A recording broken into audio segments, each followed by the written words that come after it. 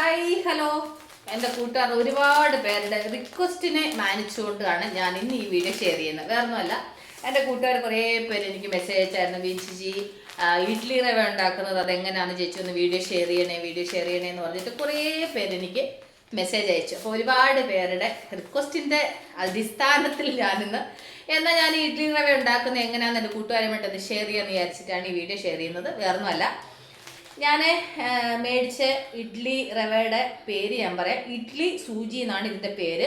നമ്മൾ ഉപ്പുമാവ് ഉണ്ടാക്കുന്ന റവ വെച്ചിട്ടല്ല ഇഡ്ഡലി ഉണ്ടാക്കുന്നത്. ഇഡ്ഡലി ഉണ്ടാക്കാൻ സെപ്പറേറ്റ് ആയിട്ട് ഇഡ്ഡലി റവ മേടിക്കാൻ കിട്ടും കേട്ടോ. അപ്പോൾ ഇഡ്ഡലി സൂചി എന്നാണ് ഇതിൻ്റെ പേര്. ഇതിൻ്റെ പിന്നെ മാനുഫാക്ചറിങ് അതിൻ്റെ ബ്രാൻഡിൻ്റെ പേര് ഭാഗ്യലക്ഷ്മി എന്നാണ് ഇതിൻ്റെ പേരുള്ളത്. അപ്പം ഇത് വന്നിട്ട് പിന്നെ എനിക്ക് തോന്നുന്നു തമിഴ്നാടും കർണാടക വെളിനാടുകളിലെല്ലാം കിട്ടും. കേരളത്തിൽ ഇത് കിട്ടുമോ ഇല്ലയോ എന്നുള്ളത് എനിക്ക് പിന്നെ ഉറപ്പില്ല. പക്ഷേ ഇതിനകത്ത് മലയാളത്തിൽ ഇഡ്ഡലി റവ എന്ന് എഴുതിയിട്ടുണ്ട്. അതുകൊണ്ട് കേരളത്തിലും കിട്ടാൻ സാധ്യതയുണ്ട്, സാധ്യത കുറവൊന്നുമില്ല. അപ്പോൾ ഇതിനകത്ത് മലയാളം എഴുതിയിട്ടുണ്ടെന്നുണ്ടെങ്കിൽ അത് കിട്ടണമല്ലോ. ഓക്കെ, ഇതിനകത്ത് ഇഡ്ഡലി റവ എന്ന് മലയാളത്തിൽ എഴുതിയിട്ടുണ്ട് കേട്ടോ. എൻ്റെ കൂട്ടുകാർക്ക് കാണുന്നുണ്ടോ? ഇഡ്ഡലി റവ എന്ന് എഴുതിയേക്കുന്ന കാണുന്നുണ്ടോ? ഓക്കെ, ഇതാണ്ട് എഴുതിയിട്ടുണ്ട്, മലയാളത്തിൽ എഴുതിയിട്ടുണ്ട്. ഒരു പക്ഷേ എൻ്റെ കൂട്ടുകാർക്ക് കേരളത്തിലുള്ളവർക്ക് കടകളിൽ കിട്ടുന്നില്ല എന്നുണ്ടെങ്കിൽ ഒന്നും വിഷമിക്കേണ്ട ആവശ്യമില്ല. ഇപ്പോൾ ഓൺലൈനിൽ എന്തെല്ലാം സാധനങ്ങളാണ് നമുക്ക് കിട്ടുന്നത്. ഓൺലൈനിൽ ജസ്റ്റ് ഇതൊന്ന് ഇഡ്ഡലി റവ എന്നൊന്ന് അടിച്ചാൽ മതി, നമുക്ക് ഈ സാധനം മേടിക്കാൻ കിട്ടും. ഓക്കെ, ഇതിൻ്റെ വില വന്നിട്ട് ഇതിനകത്ത് 62 രൂപയാണ് കിടക്കുന്നത്. പക്ഷെ അത്രയും പൈസ അവർ എടുക്കത്തില്ല. എനിക്കൊന്ന് 50 രൂപ 55 രൂപ കണ്ടാണ് 1 കിലോ റവയ്ക്ക് ഇതിൻ്റെ വില.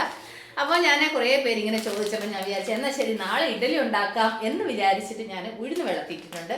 അപ്പോൾ എനിക്ക് നാളെ ഇഡ്ഡലി റവയാണ്. അപ്പോൾ അതൊന്ന് മിക്സ് ചെയ്ത് വെക്കുന്നത് എൻ്റെ കൂട്ടുകാരുമായിട്ടൊന്ന് ഷെയർ ചെയ്യാൻ വിചാരിച്ചു. അപ്പോൾ ഇതിനെന്നാ വേണം? ഇതിൻ്റെ കൂടെ നമുക്ക് ഉഴുന്ന് വേണം. ഉഴുന്ന് ഞാൻ രാവിലെ കുതിരാനിട്ടതാണ്. ആക്ച്വലി ഇത് ഞാനിപ്പോൾ ഇന്ന് അരച്ച് വെച്ചാൽ പിന്നെ മാവ് പൊന്തി വരുമല്ലോ എന്നുള്ളത് അറിയത്തില്ല. കാരണം വെച്ചാൽ എന്താണെന്ന് വെച്ചാൽ നല്ല തണുപ്പാട്ടോ. ഈ തണുപ്പായതുകൊണ്ട് എന്നാൽ കൂടി ഇത് മിക്സ് ചെയ്തിട്ട് ഓവനകത്ത് എടുത്തങ്ങ് വെക്കും വെറുതെ.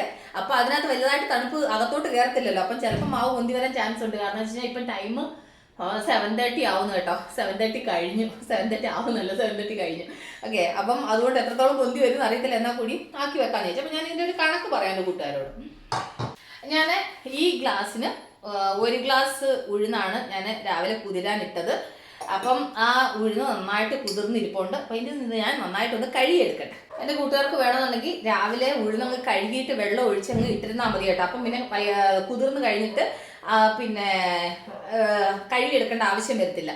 അപ്പോൾ മിക്കവാറുള്ള ആൾക്കാർ അങ്ങനെ ചെയ്യാറുണ്ട്. ഞാൻ ചില സമയത്ത് ചെയ്യാറുണ്ട് കേട്ടോ. ചിലപ്പോൾ ഞാൻ അങ്ങനെ വീടും മറന്നു പോകും, കഴുകിയിട്ടിടാൻ ഓർക്കത്തില്ല. പിന്നെ വൈകുന്നേരം ആയിരിക്കും കഴുകുന്നത്. മിക്കവാറും എൻ്റെ കഴിവൊക്കെ വൈകുന്നേരം ആയിരിക്കും കേട്ടോ.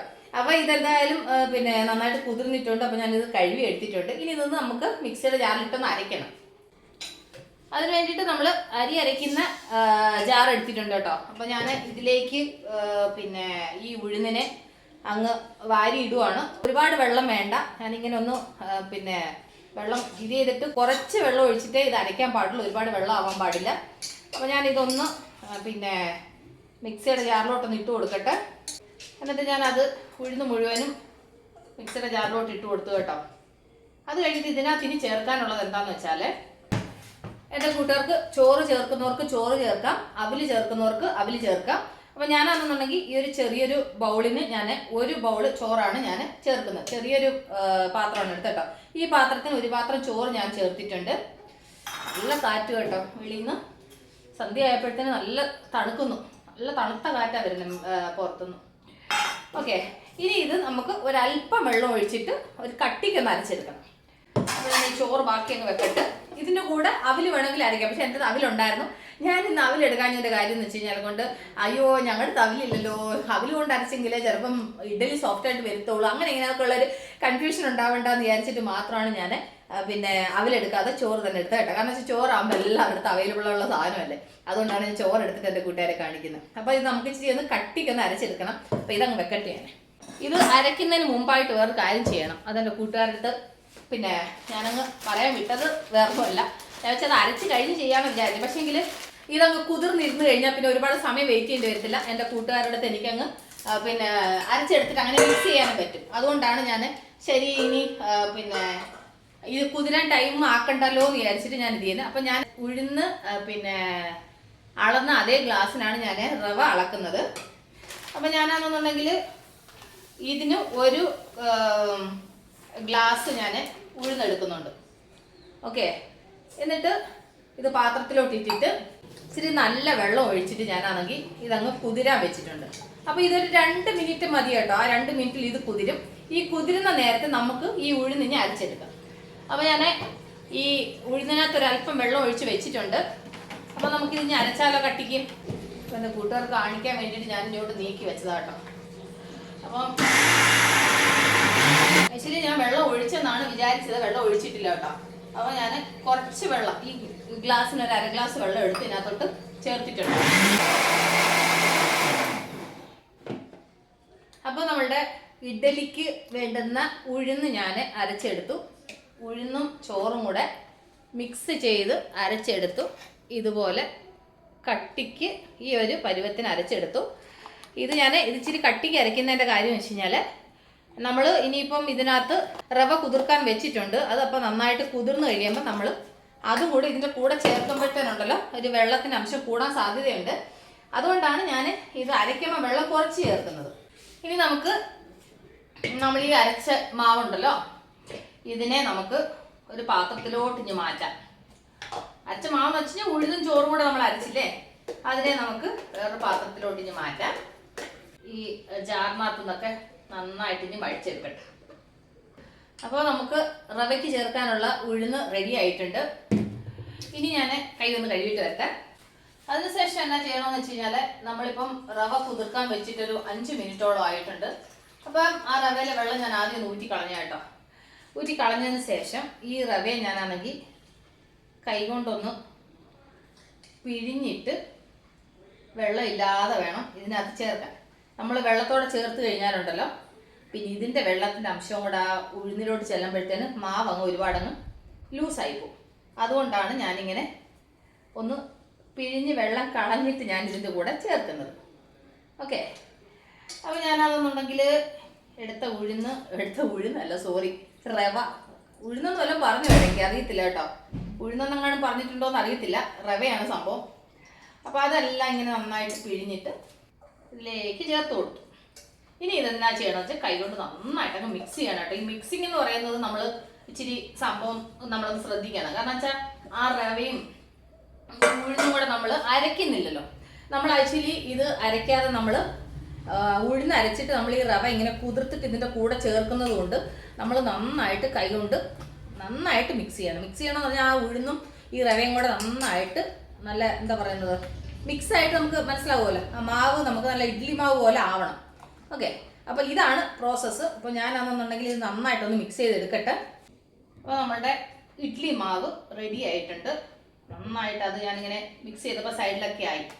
അപ്പോൾ അതിനെ ഒന്ന് സൈഡിൽ നിന്നെല്ലാം ഇത് ചെയ്തിട്ടേ ഞാനൊന്ന് കൈ ഒന്ന് കഴുകി ക്ലീൻ ചെയ്തിട്ട് വരട്ടെ.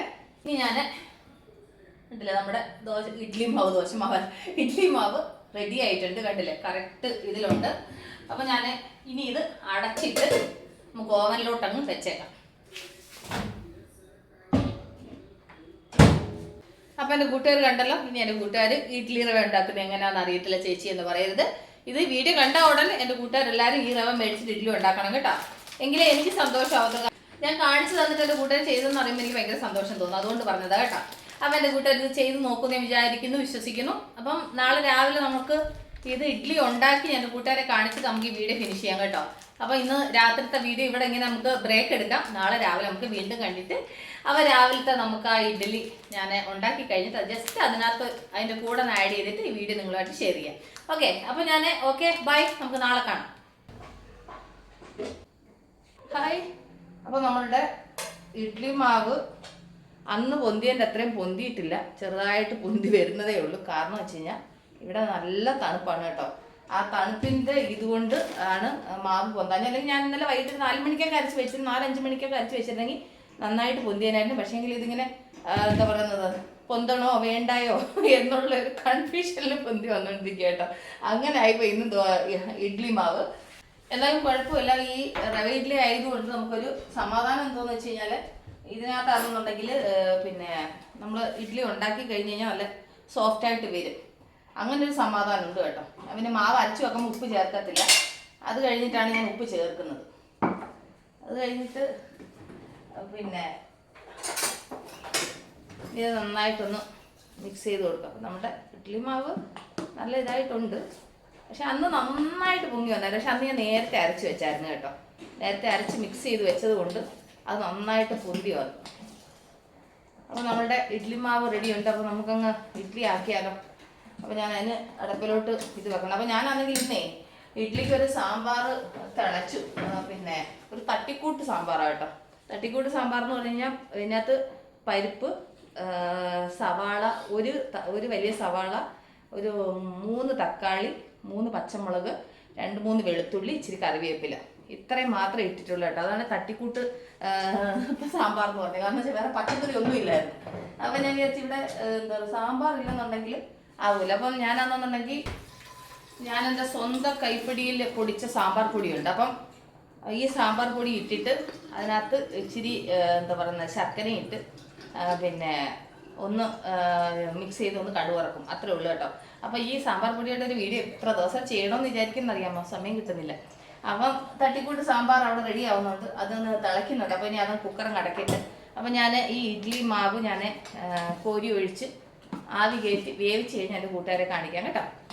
അപ്പം നമുക്ക് ചെറിയൊരു ബ്രേക്ക് എടുക്കാം. കാരണം ഇന്ന് ഞാൻ വലുതായിട്ട് ഞാൻ വ്ലോഗിനെ പ്ലാൻ ചെയ്തില്ല. അത് ഇന്നലെ നമ്മളാണെന്നുണ്ടെങ്കിൽ ഈ ഇഡ്ഡലി മാവിനെ കുറിച്ചുള്ള ഒരു ഗവേഷണം എൻ്റെ കൂട്ടുകാർക്ക് പറഞ്ഞു തന്നതുകൊണ്ട് അതിൻ്റെ ഒരു കണ്ടിന്യൂവേഷൻ എന്ന് പറഞ്ഞിട്ട് ഞാൻ ഇതിൻ്റെ കൂടെ ചേർത്തന്നേ ഉള്ളൂ കേട്ടോ. അപ്പോൾ ഞാൻ ഇതാണ് ഇന്നത്തെ രാവിലത്തെ വിശേഷം. അപ്പം നമുക്ക് ഇഡ്ഡലി ഒന്ന് ഉണ്ടാക്കി കഴിഞ്ഞിട്ട് നമുക്ക് കാണാം കേട്ടോ. അപ്പോൾ നമ്മളുടെ ഇഡ്ഡലി റെഡിയായോ നോക്കിയാലോ. ഇഡ്ഡലി മാവ് പൊങ്ങിയില്ലെങ്കിലും ഇഡ്ഡലി റെഡിയായി കാണും എന്ന് വിചാരിക്കുന്നു.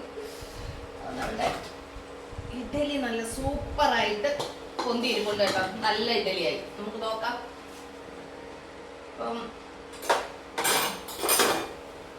ഇഡ്ഡലി എപ്പോഴും നമ്മളിങ്ങനെ എടുക്കുന്നപ്പോൾ ഇങ്ങനത്തെ തവി കൊണ്ട് ഇളക്കിയെടുത്ത് നല്ല നീറ്റായിട്ട് ഇളക്കിയെടുക്കാൻ പറ്റും. പിന്നെന്ന് വെച്ച് കഴിഞ്ഞാൽ ചൂടല്ലേ, അതുകൊണ്ട് പിന്നെ ഈ റവ ഇഡ്ഡലിയുടെ ഒരു ഗുണമെന്ന് പറയുന്നത് ഇതാണ്. നമ്മൾ ഇച്ചിരി മാവ് നന്നായിട്ട് പൊന്തിയില്ലെങ്കിലും നമ്മൾ ഉണ്ടാക്കുന്ന ഇഡ്ഡലി നല്ല സോഫ്റ്റായിട്ട് വരും. എന്താ എത്ര സോഫ്റ്റ് ആയിട്ടുണ്ടെന്ന് നോക്കിയേ. അപ്പം എൻ്റെ കൂട്ടുകാർക്ക് എൻ്റെ റവ ഇഡ്ഡലി ഇഷ്ടപ്പെട്ടോ?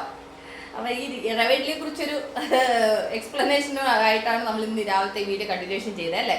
അപ്പം ഇതാണ് എൻ്റെ ഇന്നത്തെ രാവിലത്തെ ബ്രേക്ക്ഫാസ്റ്റ്. അപ്പം ഇഡ്ഡലി റെഡിയായി. അത് കഴിഞ്ഞിട്ട് പിന്നെ ചമ്മന്തി റെഡിയായിട്ടുണ്ട്. അതൊന്ന് കടുവ ഇറക്കണം കേട്ടോ. ഞാൻ ജസ്റ്റ് ഒന്ന് കടുവ ഇറക്കില്ല. അത് കഴിഞ്ഞ് പിന്നെ എൻ്റെ കൂട്ടുകാർക്ക് എൻ്റെ തട്ടിക്കൂട്ട് സാമ്പാർ കാണണ്ടേ. തട്ടിക്കൂട്ട് സാമ്പാർ ഇങ്ങനെയാണ്, കുറച്ചൊരു വെള്ളം പോലെ. എൻ്റെ സാമ്പാർ പൊടിയും പച്ചക്കറി ഒന്നുമില്ല, ഉള്ളിയും തക്കാളിയും 2-3 വെളുത്തുള്ളി, പരിപ്പ്, 2 പച്ചമുളക്, അത്ര മാത്രം ഇട്ടൊരു സാമ്പാറാക്കിയതാണ്. ഒന്നുമില്ലാത്ത സമയങ്ങളിലൊക്കെ ഇങ്ങനത്തെ തട്ടിക്കൂട്ട് സാമ്പാറുകൾ ഉണ്ടാക്കാൻ പറ്റും. ഇത് വേണമെന്നുണ്ടെങ്കിൽ എൻ്റെ കൂട്ടുകാർക്ക് ഞാൻ ഒരു ദിവസം ഷെയർ ചെയ്ത് തരാം. അപ്പോൾ ഇതിനകത്ത് ഇച്ചിരി മധുരം കൊണ്ട് ഇട്ട് കഴിഞ്ഞപ്പോൾ ഉണ്ടല്ലോ വേറെ ലെവൽ സാമ്പാർ. കാരണം വെച്ച് കഴിഞ്ഞാൽ ഇവിടെയൊക്കെ നമുക്ക് ഹോട്ടലിൽ കിട്ടുന്ന സാമ്പാറിന് ഇച്ചിരി മധുരം ഉണ്ടാവും. പിന്നെ ഇതിനകത്ത് ഇച്ചിരി മല്ലിയില ഇടാനില്ലായിരുന്നു. മല്ലിയില കൂടെ ഇട്ടെങ്കിൽ സൂപ്പർ ആയിരുന്നു കേട്ടോ. അപ്പോൾ ഇന്നത്തെ രാവിലത്തെ വിശേഷം ഇതാണ് കേട്ടോ. അത് കഴിഞ്ഞിട്ട് ഇന്ന് പിന്നെ റൈസൊക്കെ ആക്കണം. അപ്പം പണികൾ നടക്കുന്നേ ഉള്ളൂ. അപ്പോൾ നമുക്ക് ഇവിടെ വൈൻഡപ്പ് ചെയ്താലോ. അപ്പോൾ നമുക്ക് പിന്നെ കാണാം, വീണ്ടും കാണാം. Okay, take care, by.